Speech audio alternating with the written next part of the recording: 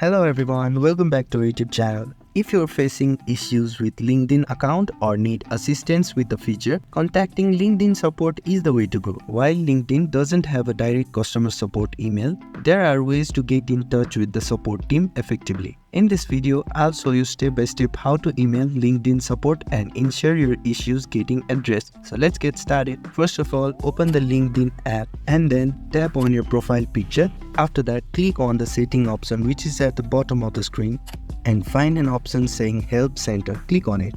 After that, you will be redirected to LinkedIn's official website directly from your browser. This will show you relevant articles and guides that might solve your problems without needing to contact support. If the Help Center article doesn't resolve your issue, scroll to the bottom of the page and click on the Contact Us button.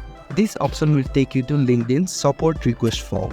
On the support request page, fill in the required details and click on the option saying Create a support ticket. If you want to create a support ticket or contact directly to LinkedIn, click on the option saying Create a support. Once you submit your support request, LinkedIn will send you a confirmation email. Their team typically responds within a few business days depending on the complexity of your issue. And that's it.